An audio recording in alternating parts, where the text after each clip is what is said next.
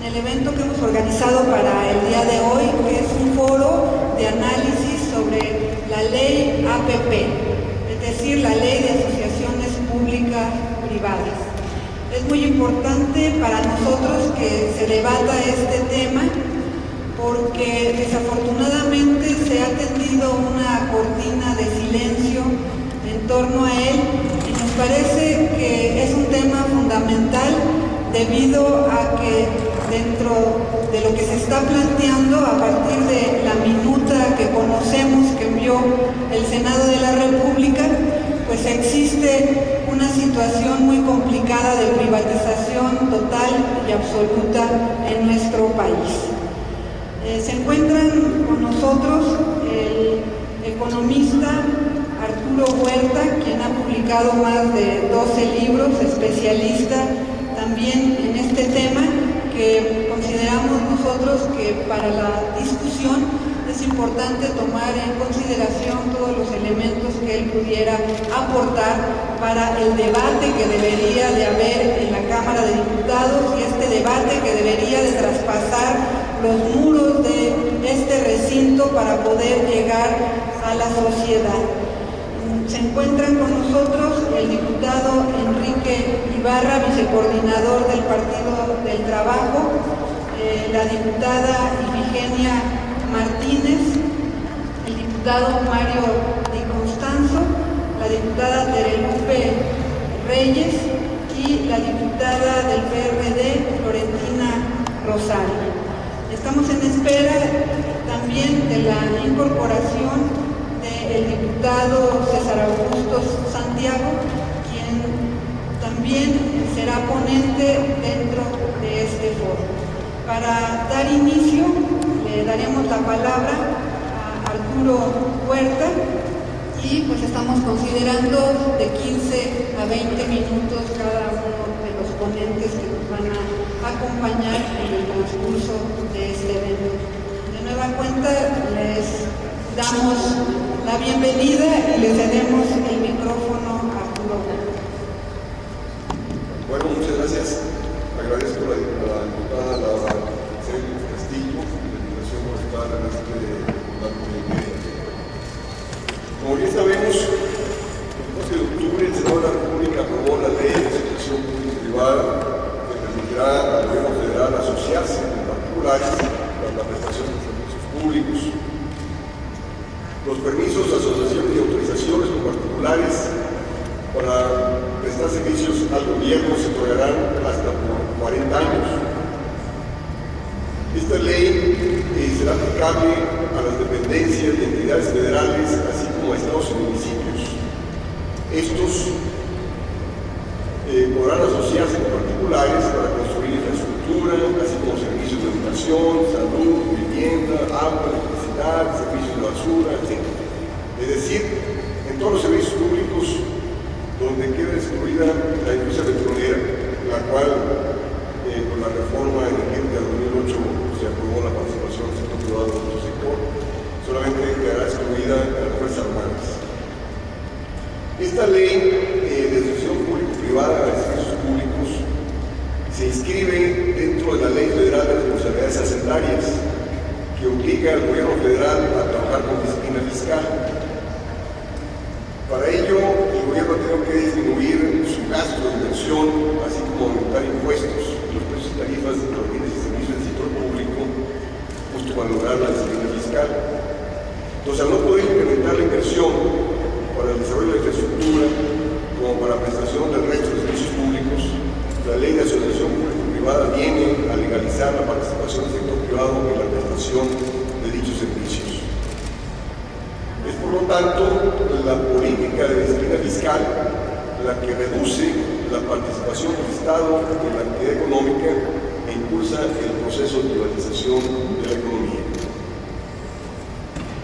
Cuando lo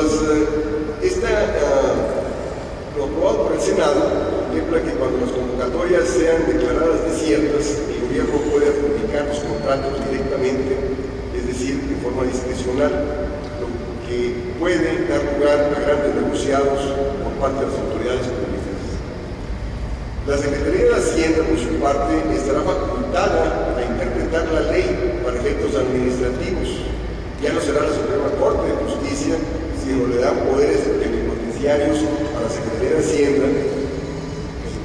De igual forma, la ley contempla que cada una de las Secretarías de Estado podrá firmar en representación de la Federación las escrituras públicas por las que adquieran bienes sin el aval de la Secretaría de Función Pública, por lo que no habrá una entidad central que vigile y avale el tipo de contratos que cada dependencia federal, estatal y municipal establezca con particulares. De igual forma, cuando una dependencia decida expropiar alguno de estas inversiones de asociación con el sector privado, se solicitará un avalúo del bien en cuestión a otros evaluadores autorizados y no únicamente al Instituto de Administración de Avalúos de Bienes Nacionales. De ahí que tendrían que pagar a valor de mercado a favor de los particulares y no con criterios de bienestar público. Los servicios públicos y los sectores estratégicos que por ley eran responsabilidad del Estado, con esta ley de asociaciones público-privadas se acelerará el proceso de privatización en estos sectores y de la prestación de los servicios públicos. Ello implicará prácticamente la desaparición de la gratuidad de la educación y salud pública, ya que al participar el sector privado en estos sectores, como en el resto de los servicios públicos, se tendrá que garantizar una rentabilidad, lo que implicará que se tenga que cobrar por la prestación de dichos servicios. Las consecuencias de dicha ley serán de mayor deterioro del poder adquisitivo de la mayoría de la población, dado que tendrá que pagar por los servicios públicos recibidos, tendrá que pagar por la educación de sus hijos, así como por la salud, y les saldrá más cara la luz, el agua, la vivienda, el viaje de carreteras, donde todas o casi todas serán de costo. El mayor deterioro del nivel de vida de la población que ocasionará esta ley irá acompañada de problemas políticos sociales que pondrán en riesgo la seguridad nacional. De hecho, la ley contempla que será excluido de concurso y licitación aquello que ponga en riesgo la seguridad nacional, y justo por las consecuencias de mayor exclusión social que la ley generará, debería ser rechazada en la Cámara de Diputados. El gobierno federal, repito, esta ley se enmarca dentro del principio de la disciplina fiscal, donde el gobierno no puede gastar moneda de sus ingresos. Resulta que este principio se enmarca dentro del patrón oro, dentro del patrón monetario del sistema oro, donde la oferta monetaria estaba a par y paso con respecto a las reservas en oro que tenían los países. Y de hecho, este patrón oro nos llevó a crisis en el siglo XIX y desembocó en la Gran Depresión del siglo pasado. El gobierno mexicano insiste en esta política de disciplina fiscal que lo ha llevado a disminuir su participación en la actividad económica. Ha dejado de invertir en Pemex, y la contraparte es que el sector privado va a invertir donde el gobierno deja de hacer. En esto se enmarca no solamente la industria petrolera, sino la industria eléctrica, la infraestructura, y ahora, repito, esta ley de asociación público-privada, prestación de servicios públicos, va enmarcado justo en eso. En seguir preservando la disciplina fiscal, que lleva a disminuir la participación del Estado en la actividad económica, y la contraparte es aumentar la privatización de la economía. La cuestión es de que el gobierno federal se pone limitaciones, se pone cárceles, porque un gobierno soberano, entiendes, el gobierno soberano aquel que tiene el control de la moneda y que trabaja con un tipo de cambio flexible, no tiene restricción financiera alguna, puede trabajar con gasto deficitario, es decir, puede estar financiando su gasto deficitario emitiendo moneda. El límite de esto sería la inflación, y en un contexto en el cual nosotros estamos con altas tasas de desempleo y altas niveles de capacidad ociosa, el gobierno no tiene por qué circunscribirse a principios de disciplina fiscal, que eso está llevando a contraer la actividad económica y, repito, está llevando a acentuar el proceso de privatización y extranjerización de la economía. De hecho, el gobierno no tendría por qué estar permitiendo la inversión privada en Pemex. Pemex es una empresa altamente rentable, y por lo tanto el gobierno podría estar trabajando con gastos deficitarios en favor de Pemex, en favor de la industria eléctrica, en favor de la infraestructura, tomando en cuenta que son sectores estratégicos de alta rentabilidad. Pero resulta que las posiciones ideológicas predominantes del gobierno federal lo llevan a autocastrarse, ¿no?, a trabajar con la disciplina fiscal y por lo tanto a llevar a disminuir la participación del Estado en la actividad económica, y la contraparte es a la mayor proceso de privatización y extranjerización de la economía. En este caso, la ley de asociación público-privada en bienes y servicios públicos es el finiquito de la disminución de la participación del Estado en la actividad económica en servicios públicos, que la Constitución hasta ahora le salvaguarda los servicios públicos para el Estado, para que el Estado los preste, ¿no? Y el momento en el cual pasa a participar el sector privado, repito, implicará que se tendrá que pagar por la educación, la salud y todos los otros servicios públicos.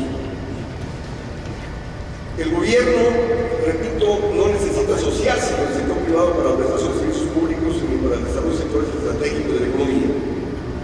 Estos son de alta productividad y rentabilidad e indispensables para el desarrollo económico, que crean ingresos necesarios para potenciarlos.